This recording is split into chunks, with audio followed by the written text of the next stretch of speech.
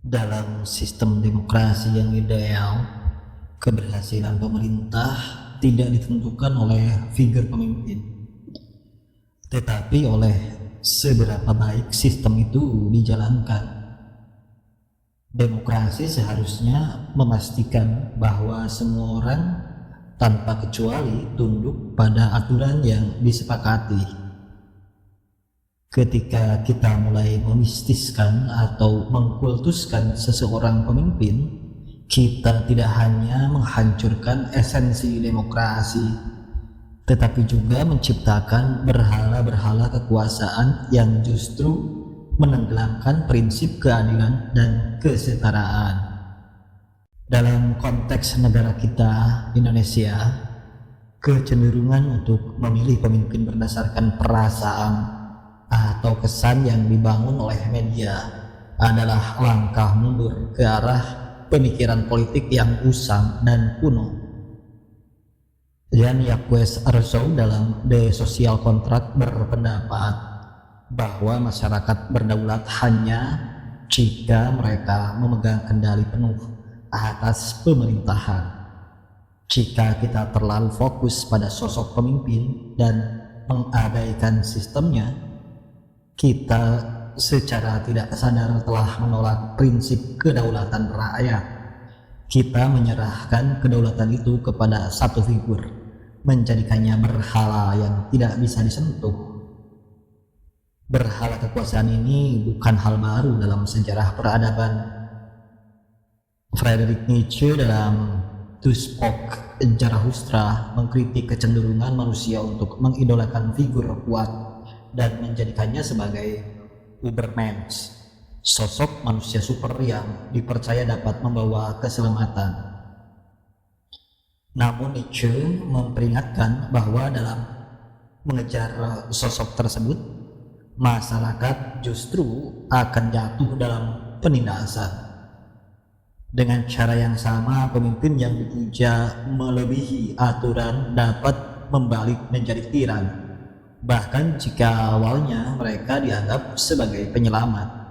Jika kita terus memilih pemimpin berdasarkan perasaan tanpa mempertimbangkan sistem dan keadilan, kita terjebak dalam siklus peradaban lama, di mana kekuasaan terpusat pada sosok raja yang tak terbantah. Dalam politik karya Aristoteles, sistem yang baik adalah sistem yang berjalan berdasarkan hukum, bukan kemauan individu. Aristoteles membedakan antara pemerintahan yang dipimpin oleh hukum dan yang dipimpin oleh keinginan seorang penguasa. Ketika yang berlaku adalah kemauan pribadi, kekuasaan berubah menjadi tirani.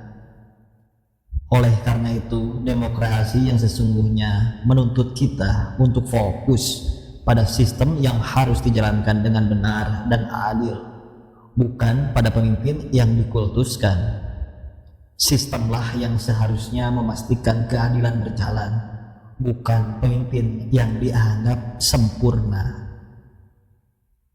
Mengidolakan pemimpin dalam sistem demokrasi, apalagi di Indonesia, bukan hanya suatu bentuk pengkhianatan terhadap asas kedaulatan rakyat, tetapi juga menunjukkan bahwa kita belum sepenuhnya memahami hakikat dari demokrasi itu sendiri.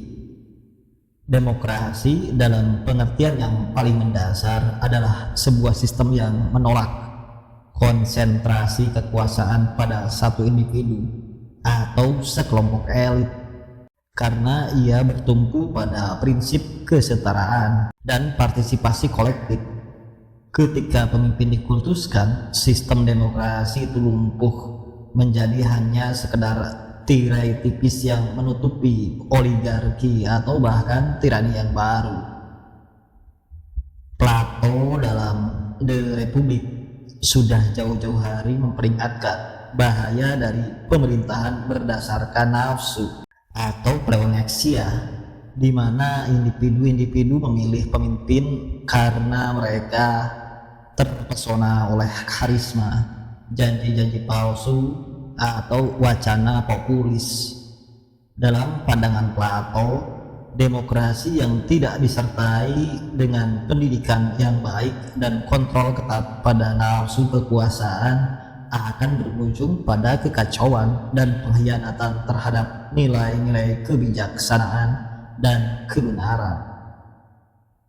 Disinilah demokrasi Indonesia berada saat ini, di mana banyak warga negara memilih pemimpin bukan berdasarkan kapabilitasnya untuk menjalankan sistem, melainkan karena daya tarik emosional yang dibangun melalui propaganda dan media sosial.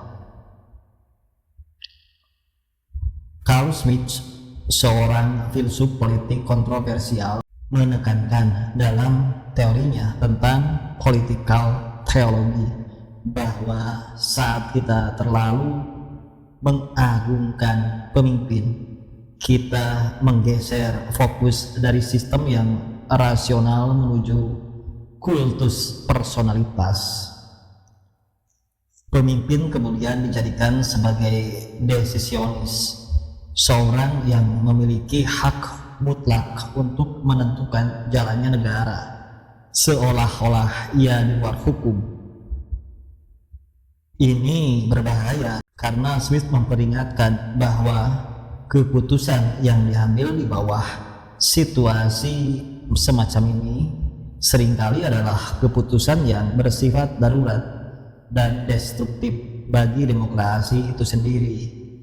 Kita bisa melihat dalam sejarah politik dunia, dari munculnya pemimpin otoriter hingga runtuhnya negara-negara yang pernah mempraktikkan demokrasi. Indonesia dengan sistem politik yang masih rentan terancam oleh fenomena ini. Ketika kita membiarkan pemimpin menjadi berhala, kita telah menggantungkan nasib bangsa pada satu individu yang rentan terhadap korupsi kekuasaan. Hannah Arendt dalam The Origin of Totalitarianism menegaskan bahwa kekuasaan yang tidak diimbangi dengan sistem yang kuat dan transparansi hanya akan menumbuhkan rezim totalitarian, di mana rakyat kehilangan otonomi dan pemimpin menjadi mutlak dalam segala tindakannya. Di titik ini demokrasi akan mati dan yang tersisa hanyalah simbol tanpa substansi. Jika bangsa ini masih memilih berdasarkan perasaan, kita bukan hanya membangun berhala-berhala kekuasaan, tetapi juga menunjukkan bahwa kita masih terperangkap dalam mentalitas feodal yang usang.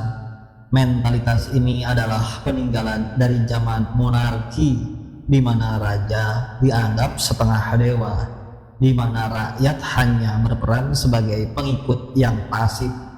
Kecenderungan ini menunjukkan bahwa demokrasi kita belum matang, bahwa rakyat masih terpikat pada ilusi kekuasaan yang personifikasi, bukan pada sistem yang memastikan keadilan dan kesejahteraan. Kita harus sadar bahwa dalam demokrasi modern seperti yang diungkapkan oleh John Stuart Mill dalam On Liberty, kebebasan individu dan tanggung jawab kolektif harus berjalan seiring kebebasan itu, termasuk kebebasan dari ilusi bahwa seorang pemimpin sebaik apapun dapat menyelesaikan semua masalah bangsa. Sistemlah yang harus bekerja, bukan sosok individu yang dianggap tak tergantikan. Mengkultuskan pemimpin hanya akan membawa kita kembali ke masa lalu yang kelam, di mana hukum adalah kehendak individu yang berkuasa, bukan aturan yang disepakati bersama. Jika kita masih terjebak dalam pola pikir ini, kita sebenarnya sedang melangkah mundur ke zaman peradaban kuno, di mana kekuasaan absolut dipuja dan rakyat hanyalah massa yang diam. Demokrasi yang sejati menuntut kedewasaan politik, menuntut kita untuk tidak jatuh pada romantisme berhala pemimpin, tetapi menegakkan sistem yang adil dan transparan, di mana pemimpin hanya pelaksana kehendak rakyat, bukan sumber kekuasaan yang absolut.